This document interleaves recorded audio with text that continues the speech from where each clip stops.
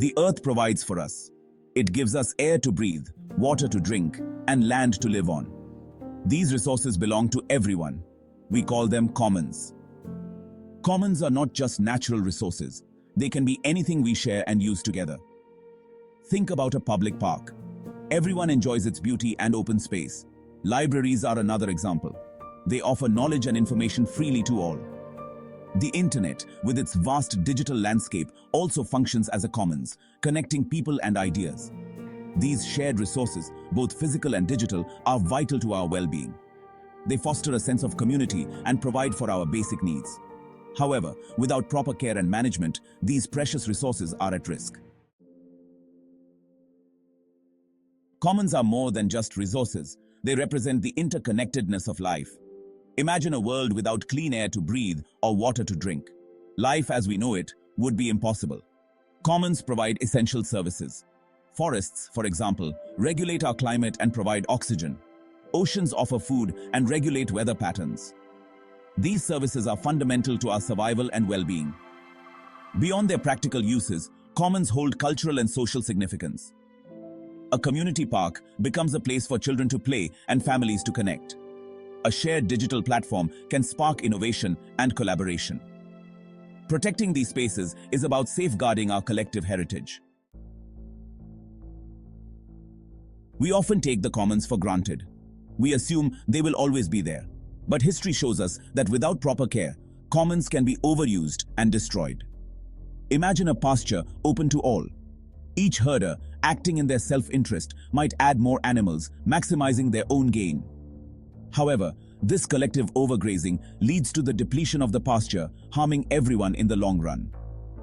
This is the essence of the tragedy of the commons. The tragedy is not inevitable.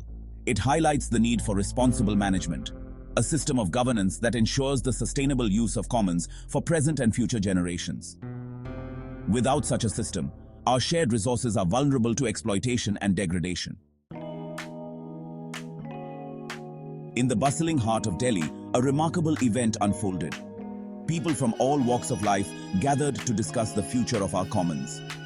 Farmers, activists, academics, and policymakers came together, united by a common purpose: to protect our shared resources. This event highlighted the growing global movement for commons governance. It showcased inspiring stories of communities successfully managing their shared resources, from community forests in Nepal to water management systems in Mexico. The Delhi event underscored a crucial point. Effective commons governance requires a bottom-up approach. It demands the active participation of those whose lives are directly intertwined with these resources, the communities themselves. For years, a dominant narrative shaped our understanding of the commons. It suggested that the only way to prevent the tragedy of the commons was through privatization or government control. This view often overlooked the capacity of communities to govern themselves. It failed to recognize the intricate systems of knowledge, customs, and practices that communities have developed over generations to sustainably manage their shared resources. The reality is that top-down approaches, while well-intentioned, often fail to account for the specific needs and dynamics of local communities. They can lead to resentment and resistance, undermining the very goals they seek to achieve. Section 6. Elinor Ostrom, a beacon for commons governance. Challenging conventional wisdom, Elinor Ostrom, a Nobel Prize-winning economist, offered a groundbreaking perspective. She argued that communities, when empowered with the right tools and conditions, can effectively govern their commons. Through meticulous research spanning diverse cultures and ecosystems, Ostrom identified key principles of successful commons governance. These principles emphasize clear boundaries, collective decision-making, and effective monitoring systems, all rooted in local knowledge and participation. Ostrom's work shattered the simplistic narrative of the tragedy of the commons. Her findings provided empirical evidence and a robust framework for empowering communities to become stewards of their shared resources. Section 7. India's forests, a success story in community stewardship. India's 2006 Forest Rights Act, or FRA, stands as a testament to the power of community-led governance. This groundbreaking legislation was designed to address the historical injustices faced by forest-dwelling communities who have long been the stewards of these vital ecosystems. The FRA recognizes the historical rights of forest-dwelling communities to access, manage, and protect their forests. It acknowledges their traditional knowledge and practices, which have been passed down through generations and are crucial for sustainable forest management. This landmark legislation shifted the paradigm of forest governance in India. Instead of a top-down approach, it promotes a bottom-up model where local communities are at the forefront of decision-making processes. It empowered communities to become active participants in forest management, fostering a sense of ownership and responsibility.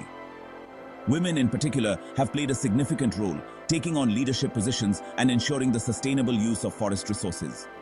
The results have been encouraging. Communities have not only protected their forests, but have also restored degraded areas, leading to the revival of ecosystems. Studies show that community-managed forests in India exhibit higher levels of biodiversity and experience lower rates of deforestation compared to state-managed forests. This is a clear indication of the effectiveness of community stewardship. The FRA serves as a shining example of how recognizing and supporting community rights leads to positive outcomes for both people and nature.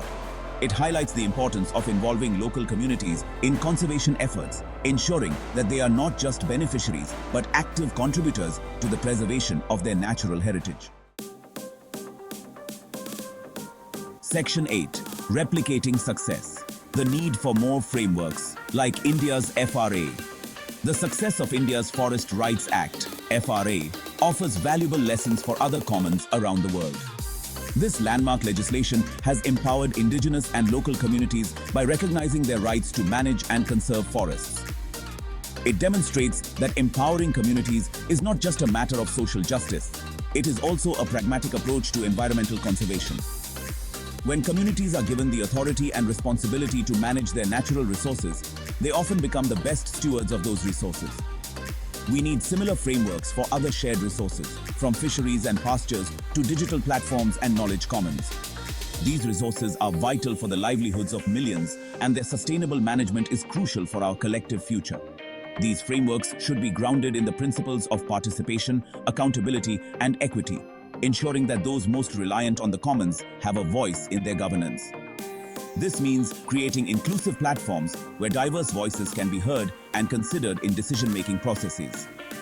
By embracing community-led governance, we can harness the collective wisdom and stewardship of those who depend on these resources. This approach not only fosters a sense of ownership and responsibility, but also leverages local knowledge and practices that have been honed over generations. This shift in approach is essential for ensuring the long-term health and sustainability of our shared inheritance. By learning from the success of India's FRA and implementing similar frameworks globally, we can create a more equitable and sustainable future for all. Section 9. The Power of Community, a call to action for our shared future.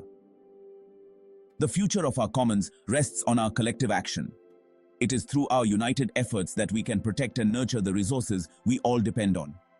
We must move beyond the outdated narratives of privatization or top-down control and embrace the power of community leadership.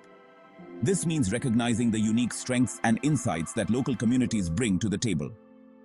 Governments, policymakers, and citizens must work together to create enabling environments for community-based governance.